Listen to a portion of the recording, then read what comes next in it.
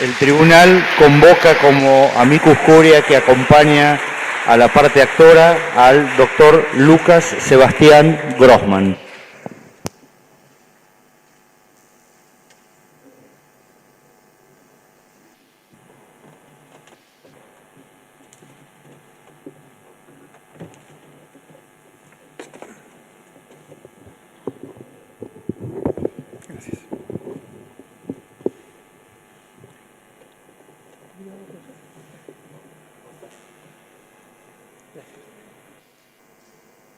Excelentísima Corte, mis antecedentes en materia de derecho de defensa de la competencia y derechos constitucionales constan en el amicus que presenté oportunamente.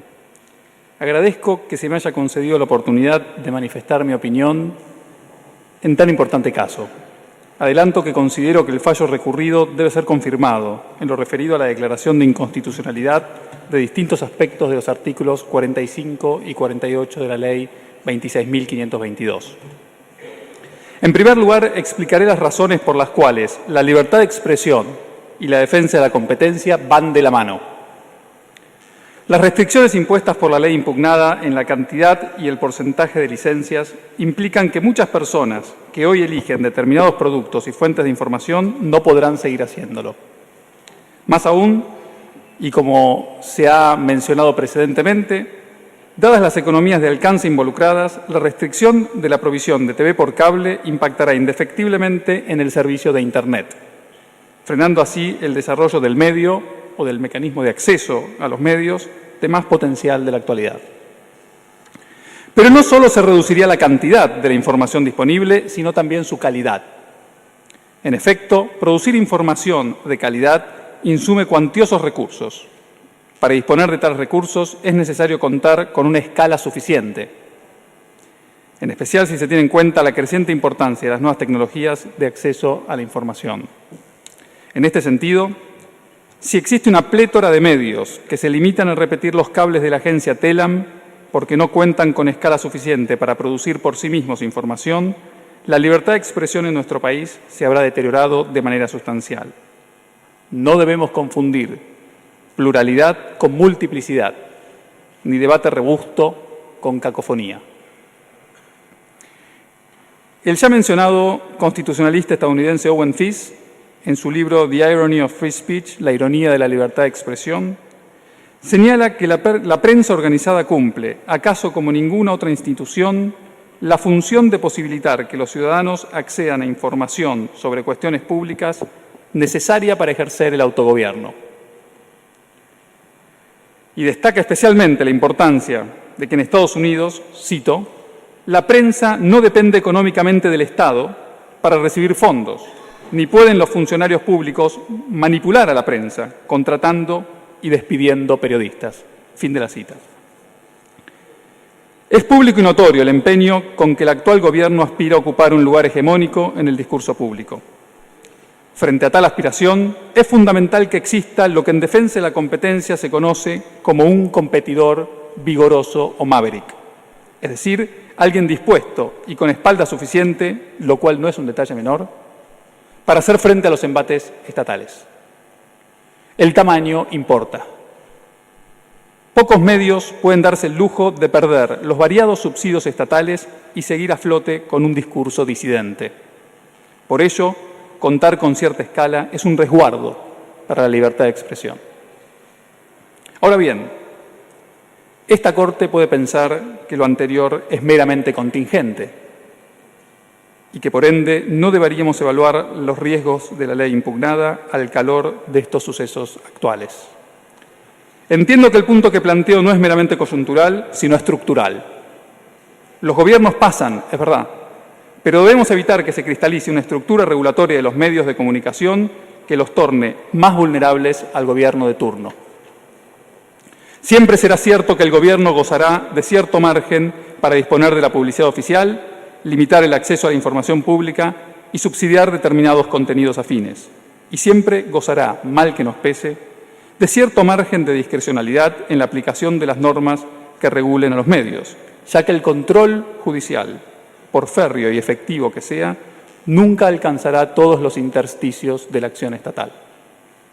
Entiendo por eso que el punto que planteo trasciende las actuales circunstancias. La libertad de expresión, tanto en su fase individual como social, y la defensa de la competencia, cuyo objetivo es velar por el bienestar de los consumidores, en consonancia con el artículo 42 de la Carta Magna, en este caso van de la mano. En segundo lugar, según desarrollaré, la ley impugnada pretende aplicar un remedio extremo sin respetar garantías expresas. En nuestro sistema constitucional y como principio general, el derecho de propiedad comprende el derecho a no desprenderse de un bien sino en forma voluntaria. Es decir, que si el bien fue adquirido de manera legítima, su titular no puede ser forzado a transferirlo, ya sea de manera onerosa o gratuita. Este principio básico presenta una excepción.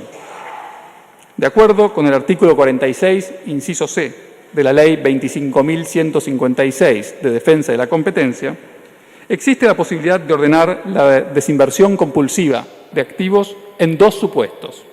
Primero, ante la realización de actos que constituyan un abuso de posición dominante.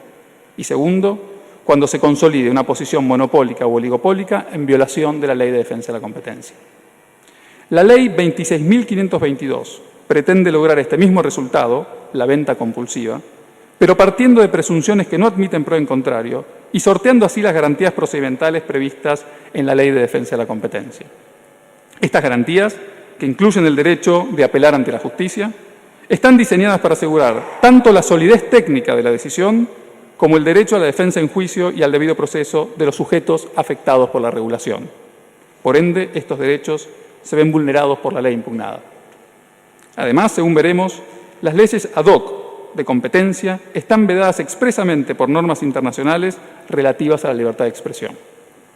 En tal sentido, y como tercer punto, explicaré por qué la Ley 26.522 es violatoria del principio 12 de la Declaración de Principios sobre la Libertad de Expresión de la Convención Interamericana de Derechos Humanos.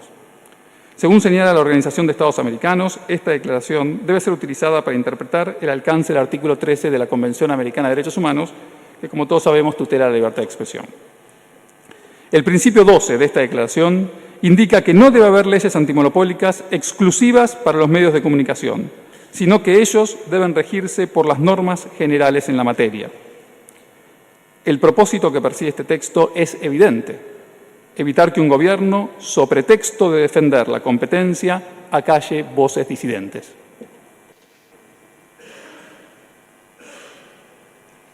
Ahora bien, la ley impugnada es precisamente una norma antimonopólica exclusiva para los medios de comunicación y por ende está prohibida. No creo que esta conclusión se vea alterada por el informe anual 2004 de la Relatoría de la Libertad de Expresión de la Comisión Interamericana de Derechos Humanos, que el dictamen de la señora Procuradora cita en detalle. Si bien es verdad que ese informe hace la salvedad de que las leyes de defensa de la competencia pueden resultar insuficientes en el caso de los medios de comunicación, aclara en el párrafo 94 que ello se refiere particularmente a la asignación de frecuencias radioeléctricas. Es decir, que en los restantes casos, como no hay escasez de recursos, la salvedad no se aplicaría. Y esto es totalmente coherente con la distinción efectuada por la Cámara en el fallo materia de recurso. Más allá de eso, este informe 2004, preparado por un joven pasante de la Relatoría, no puede reemplazar el análisis detallado de las normas y jurisprudencia de cada país de la región para determinar si la ley general en materia de competencia es suficiente o no para garantizar la libertad de expresión. El derecho de competencia no tiene el mismo grado de desarrollo en toda la región. Cuando en Argentina se multaba a la empresa más grande del país, YPF, con 109 millones de dólares por abusar de su posición dominante, otros países de la región recién empezaban a hablar de competencia. En el mismo sentido, en nuestro país, por aplicación de la Ley de Defensa de la Competencia, se aplicaron multas de millones de pesos a las principales cementeras por colusión en la comercialización de cemento y a las principales proveedoras de oxígeno medicinal por acordar posturas en licitaciones. Asimismo, por aplicación del procedimiento de control de concentraciones, se prohibió la compra de Correo Argentino por OCA y del APA por Aeropuertos Argentina 2000.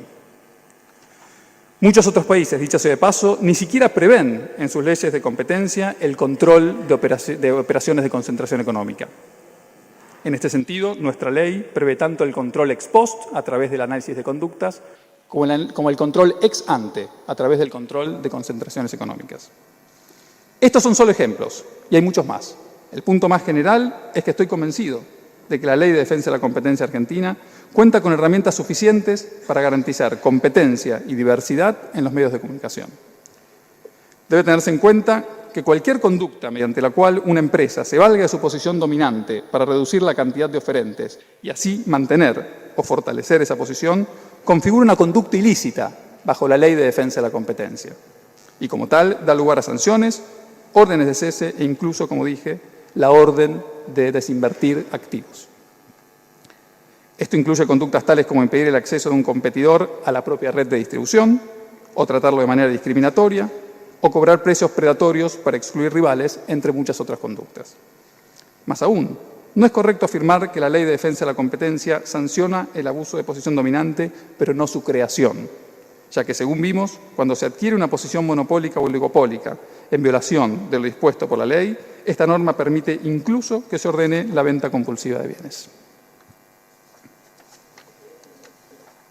Por eso, si al Gobierno o a cualquier otra persona le preocupa que una empresa de medios se valga de su posición dominante para excluir competidores actuales o potenciales, debería denunciar esa conducta ante la Comisión Nacional de Defensa de la Competencia, cuyos funcionarios actuales, con mandato de 4 años, fueron todos nombrados durante la última década. Más aún, no cabe suponer que el Gobierno no confía en la voluntad política del funcionario competente para aplicar las sanciones previstas en la Ley de Defensa de la Competencia, ya que ese funcionario no es otro que el secretario de Comercio, Guillermo Moreno, quien ha dado sobradas pruebas de que no carece de iniciativa. Por eso, resulta meramente dogmática la aseveración de que en nuestro país es necesaria una ley especial para garantizar la competencia y la diversidad en el mercado audiovisual. No existe ninguna conducta que potencialmente pueda limitar la competencia en tal mercado en perjuicio del interés económico general que no pueda ser alcanzada mediante la legislación general en la materia. Eso sí, la Ley de Defensa de la Competencia exige que se pruebe la existencia de una posición dominante y que ella se utiliza para restringir la competencia. Probar es más difícil que alegar, y creo que es bajo esa luz que debemos entender la ley impugnada. Para terminar, excelentísima Corte, sostendré que la libertad de expresión debe entenderse a la luz del derecho a la autonomía. El Gobierno afirma que esta ley busca promover la libertad de expresión a partir de un aumento en el número de medios disponibles. Sin embargo, un análisis que se concentra en la diversificación de la oferta, pero hace caso omiso de las preferencias de la demanda, no es compatible con el principio de autonomía contenido en nuestra Constitución. Me permito traer a colación en este punto la teoría de la libertad de expresión defendida por el célebre filósofo del derecho Ronald Dworkin, recientemente fallecido. En su libro Freedom's Law, El derecho a la libertad, Dworkin sostiene que resulta fundamental que se rechacen las concepciones perfeccionistas o paternalistas de la libertad de expresión que suponen que el Gobierno debe determinar qué es lo que la gente debería leer, ver o escuchar, ya que ello implicaría desconocer la responsabilidad moral del individuo para tomar esas decisiones por sí mismo. De esta manera, el planteo de Dworkin nos permite entender la libertad de expresión a la luz de un derecho que ha ocupado un lugar de privilegio en la jurisprudencia de esta Corte, el derecho a la autonomía. El doctor Zaffaroni, de hecho, lo ha denominado, en el caso Arriola, la viga maestra del derecho argentino. Cuando determinado medio de comunicación cuenta con alta participación en el mercado como consecuencia de las elecciones libres de la audiencia y no de conductas anticompetitivas, un Estado respetuoso de la autonomía debería entender que la libertad de expresión está siendo respetada. Por ello, resulta clave que el mecanismo a través del cual se promueva la diversidad sea el de perseguir y sancionar las conductas anticompetitivas, si las hubiere, y no el de tratar de manipular artificialmente la oferta. Creo en este sentido que no se trata en el presente caso de elegir entre una concepción individual y una concepción social de la libertad de expresión, sino entre una concepción respetuosa de la autonomía y una concepción perfeccionista. La primera no es menos social que la segunda, pero a diferencia de esta, resulta compatible con la impronta general de nuestra Constitución, con su artículo 19 y con los tratados internacionales de derechos humanos, tal como destacó esta excelentísima Corte en el caso Arriola. Distinto sería el problema si nuestra preocupación fuera que los medios que la gente mayoritariamente elige no son precisamente aquellos que difunden el tipo de mensaje que consideramos correcto, valioso, conveniente. Tal preocupación no debería confundirse con la libertad de expresión. Como enseña Dworkin, la libertad de expresión exige precisamente lo contrario.